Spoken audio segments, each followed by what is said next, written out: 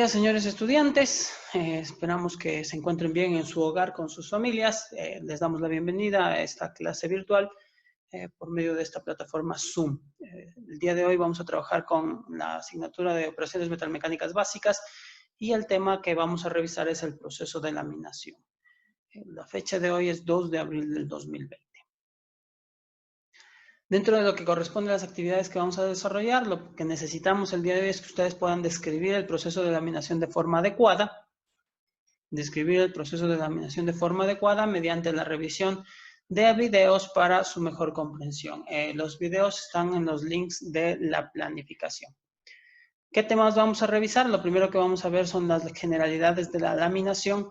A continuación vamos a revisar lo que es la laminación en caliente con breve información, igual que la laminación en frío. ¿Cuáles son las actividades de aprendizaje? Lo primero que vamos a hacer es atender a la exposición del tema que tenemos el día de hoy.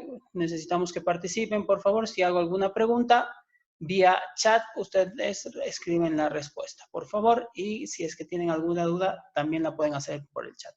Por último, tendremos la evaluación Kahoot que estaba planificada para el día de hoy. Les compartiremos el link para que ustedes puedan realizarla. Como ya habíamos visto en la evaluación de metodología, pueden realizarla 2 veces. ¿Ok?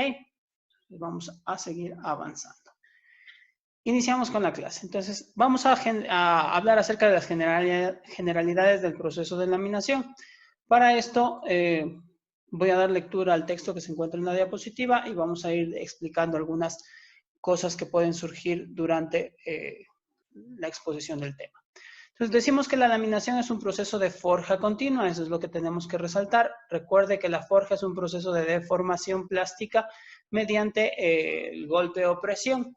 En este caso, al decir forja continua, quiere decir que vamos a someter un material que está caliente o frío a un proceso de presión continua, ¿no?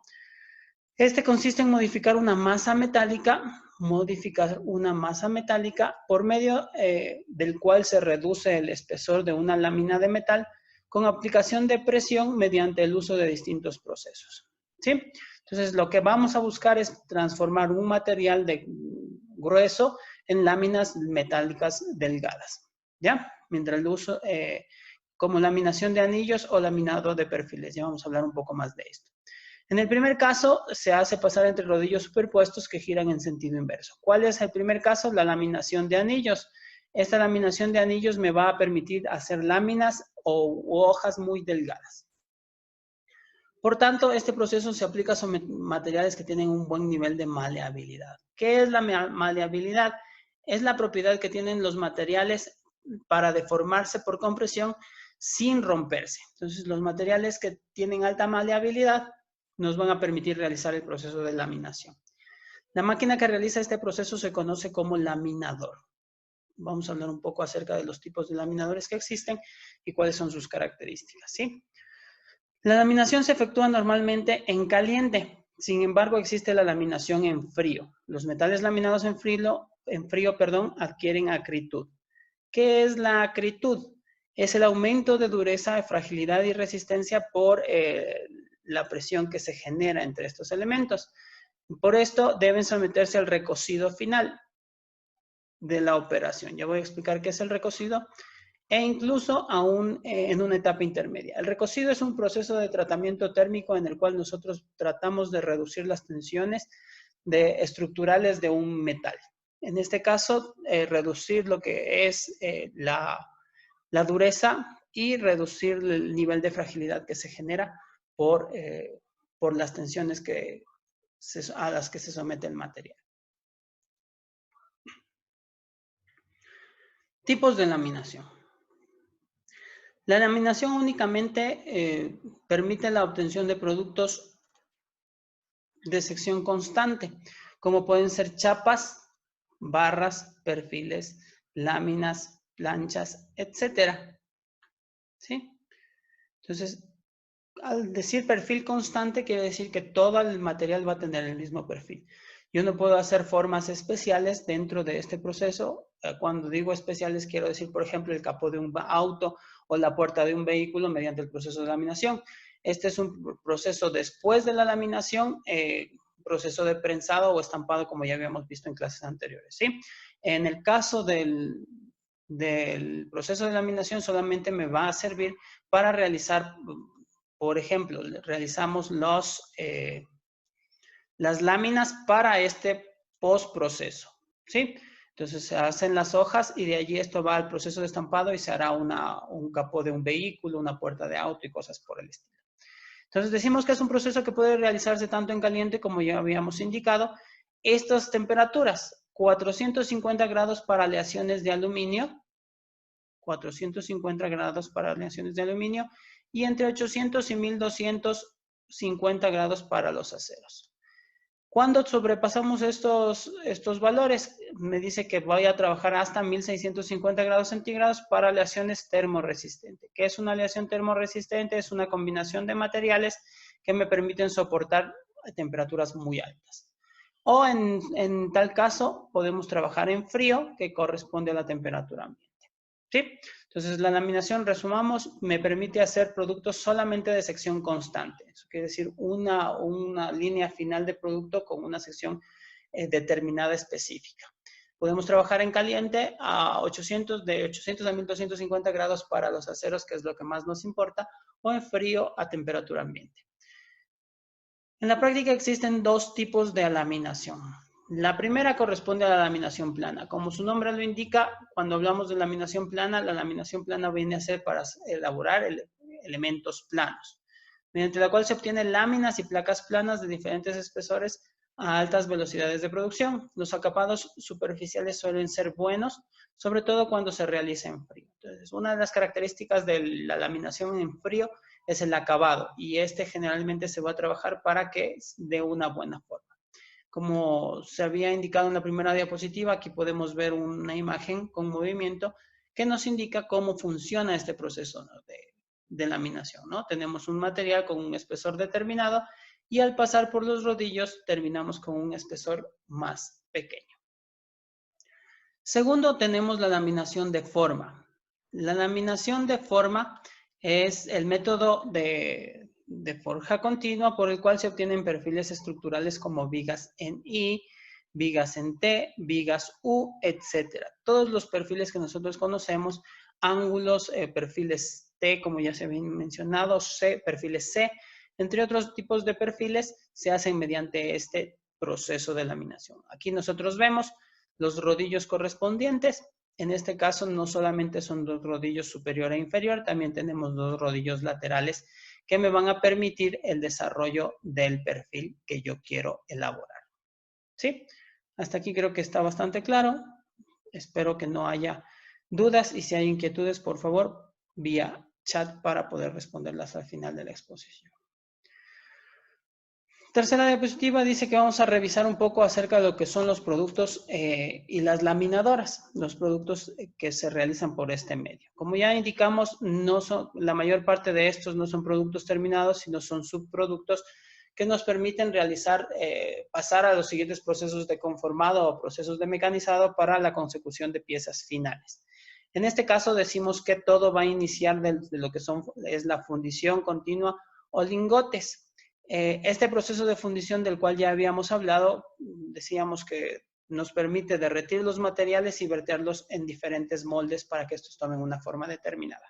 Estas formas determinadas van a estar divididas en tres, que son planchones, palanquillas y tochos, o lo que nosotros conocemos en nuestro medio como barras.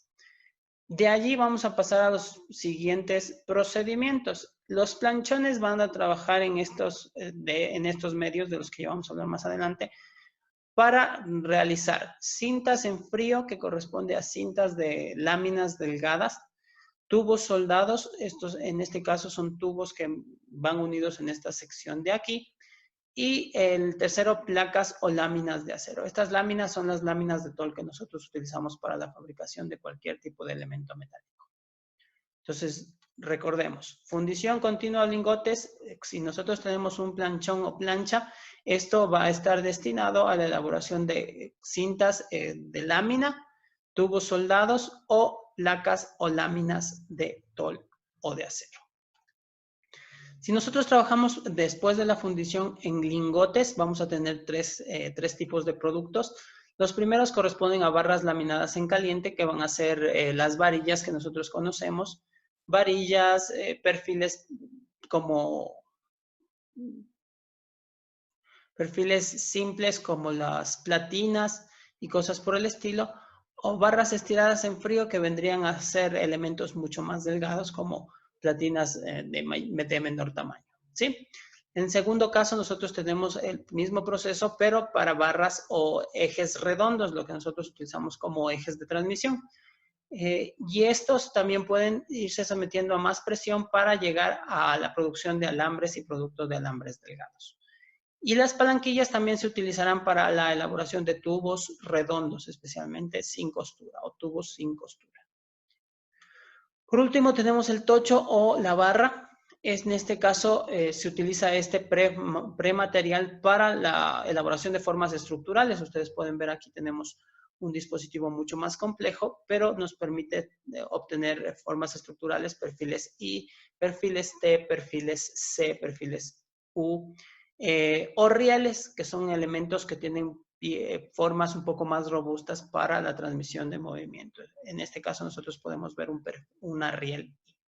Entonces, recapitulando, nosotros tendremos fundición continua de lingotes, los planchones para hacer cintas de lámina, tubos soldados o láminas de acero, tol y demás elementos, las palanquillas para hacer varillas cuadradas, latinas, varillas redondas, alambres o tubos redondos sin costura, y los tochos o barras nos van a permitir elaborar formas estructurales y rieles para su posterior uso, ¿sí? Lo segundo, vamos a hablar un poco breve acerca de lo que son las laminadoras. En este caso, yo voy a encontrar que el elemento básico para laminar se le conoce como caja. Y esta caja se compone de los cilindros y de una estructura que sirve como soporte para estos elementos y se denomina tren de laminación a la caja o conjunto de cajas y todos los elementos auxiliares que permiten su proceso de trabajo. Entonces, esto quiere decir mesas de entrada, mesas de salida, accionamientos de los cilindros, motores y demás. De esto está compuesto lo que corresponde a un tren de laminación, ¿sí? Nosotros nos vamos a centrar en lo que corresponde a la caja. Y aquí, dentro de lo que es esto de las cajas, nosotros vamos a encontrar la siguiente clasificación. Los primeros se denominan laminador dúo no reversible. Lo primero que yo tengo es un laminador dúo no reversible. Este laminador dúo no reversible, ¿qué quiere decir? Que los dos rodillos, se llama dúo porque tiene dos rodillos. Y es no reversible, ¿por qué? Porque yo voy a ingresar el material de este lado, ¿sí? Como indica la flecha, y el material va a salir por el otro lado con un espesor más pequeño.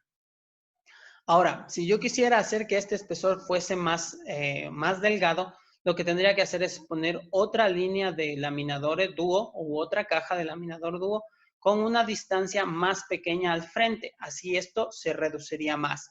Y así sucesivamente hasta encontrar el espesor que nosotros necesitamos. ¿Sí? Entonces, la condición de este es que los dos rodillos giran en sentido opuesto y el material va a tener un solo sentido de trabajo. El literal B que tenemos en el segundo elemento, la segunda caja, correspondería a un laminador dúo reversible. ¿Qué me indica esto? Que aquí yo, de la misma forma que en la anterior, tengo dos rodillos o dos cilindros, pero que una vez que yo realizo el primer paso del material de trabajo en este sentido, cuando termine de realizar ese trabajo, el material va a retornar con sentido opuesto y esto me permitirá trabajar con espesores más pequeños o mejorar la calidad del acabado del laminado. En todo caso, si es que yo quiero reducir el espesor, por ejemplo, termino de laminar este lado, suelen tener algunos tornillos adicionales que me permiten desplazar y acercar un poco más para que al momento de regresar esté realizando una nueva presión y esté trabajando con un espesor. Entonces, laminador dúo reversible quiere decir que el material pasa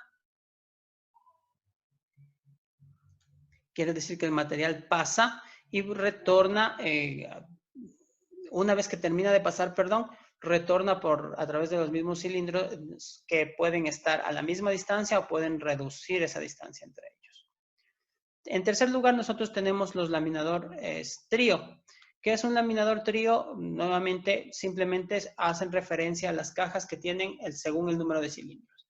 En este caso, un laminador trío tiene 3 discos, ¿sí? Entonces, el disco central, ya vamos a ver un poco más adelante, suele trabajar con diámetros variantes, en algunas ocasiones con diámetros menores, y los 2 discos superior e inferior y superior, ¿no? Entonces vemos el proceso de trabajo. En la parte inferior ingresa el material más ancho, pasa hacia acá en esta dirección y de allí sube el material para retornar en sentido contrario, pero a través del siguiente elemento. Estos pueden estar a la misma dimensión o pueden generar también una presión para seguir reduciendo el espesor de la lámina. A continuación tenemos el laminador cuádruple.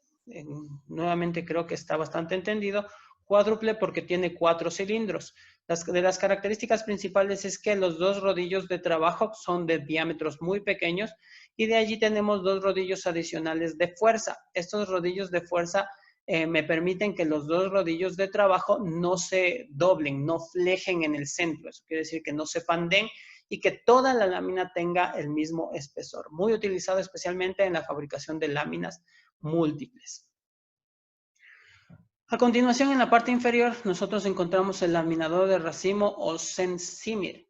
Este es un tren que está especialmente diseñado para procesar acero inoxidable y otros metales que se endurecen con rapidez durante la laminación en frío, dificultando la reducción del espesor. El tren Senzimir puede reconocerse de forma inmediata por el gran número de cilindros soportes pequeños que tiene. En algunos casos llegan a tener hasta 20 soportes. Estos se agrupan alrededor de los cilindros de trabajo. Tenemos aquí 2 cilindros de trabajo, también de pequeño diámetro. Entonces, estos son cilindros de soporte pequeños y estos son los 2 pequeños cilindros de trabajo.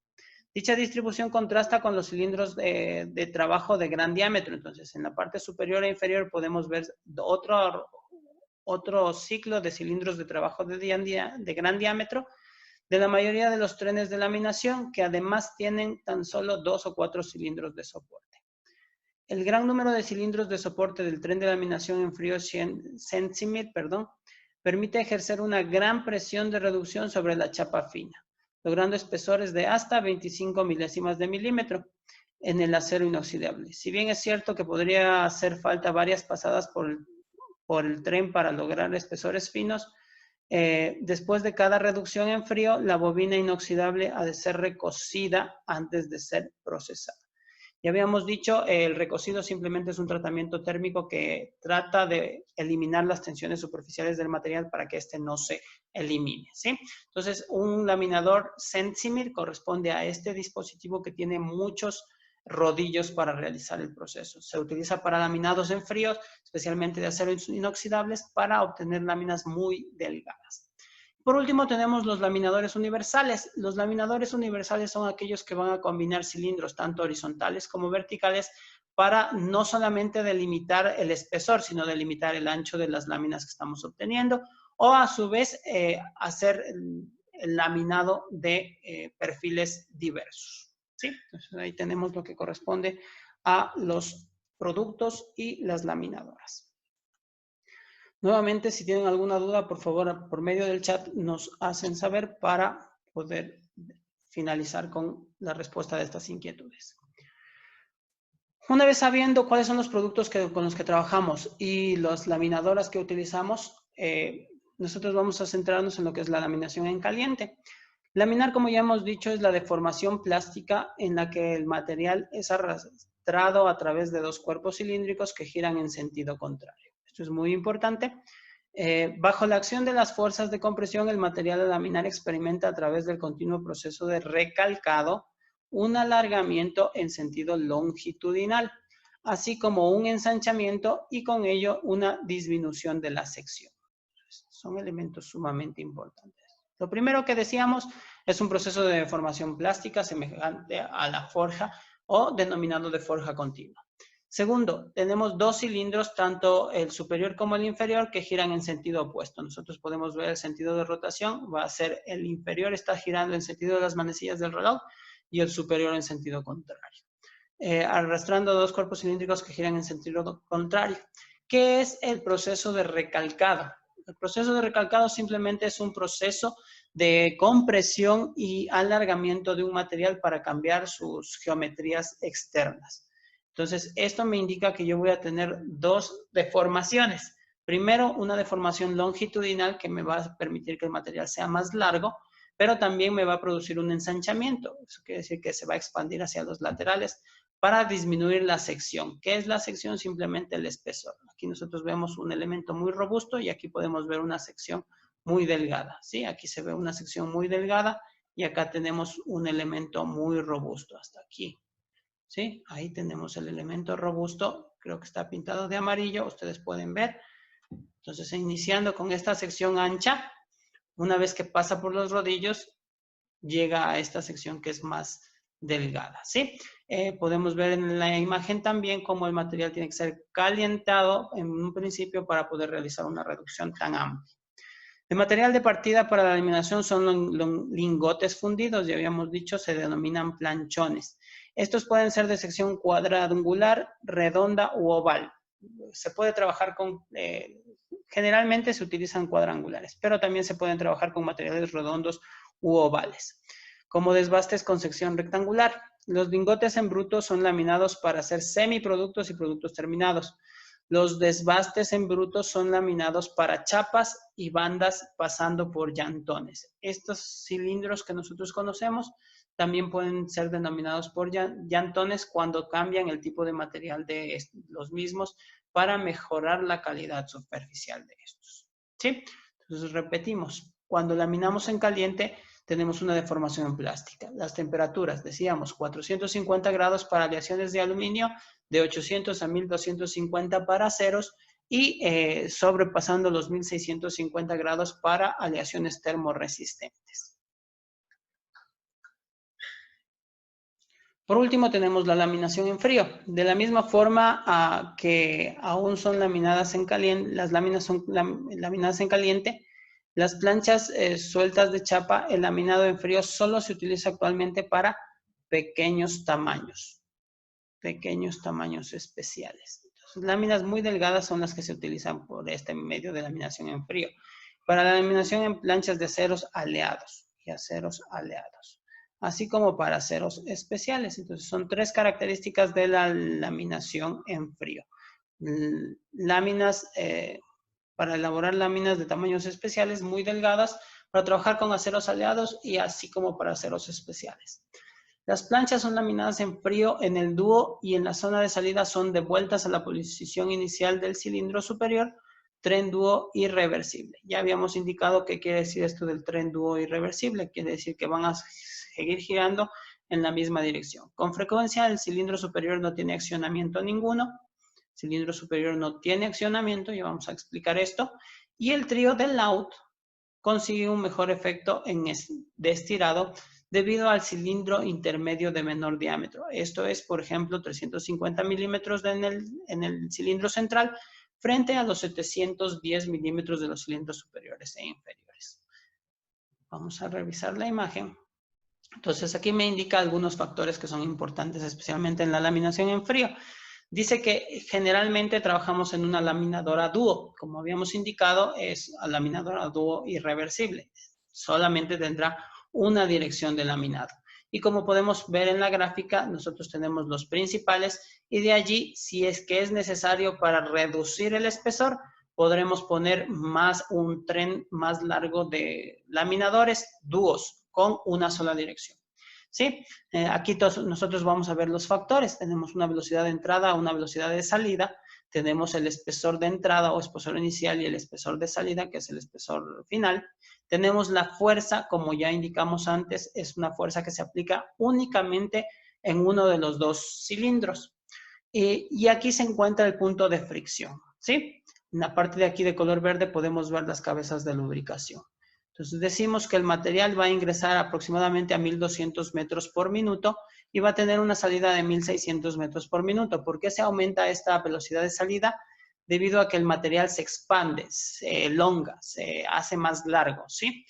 El espesor en este caso tenemos una entrada de 0.54 milímetros, un poco más de medio milímetro, y de salida de 0.42 milímetros, lo que representa una reducción de 12 centésimas de milímetros. Si quisiéramos hacerlo más, como ya indicamos, tendríamos que poner otra caja de laminación en este lado, una caja de laminación dual con una presión un poco más elevada, o mejor dicho, con un espacio de separación un poco menor para seguir reduciendo ese espesor. Recordar que siempre debemos de tener lubricación en la zona o punto de fricción, recordando que mientras más aceite vamos a tener menos fuerza de fricción y mientras menos aceite vamos a tener mayor fuerza de fricción. ¿Sí? Entonces aquí podemos ver estos elementos y cómo funcionan. Cuando hablamos del trío de Laut, quiere decir que en la caja nosotros vamos a tener 3 cilindros y uno de ellos, que es el central, va a tener un diámetro más pequeño que los otros dos, ¿sí?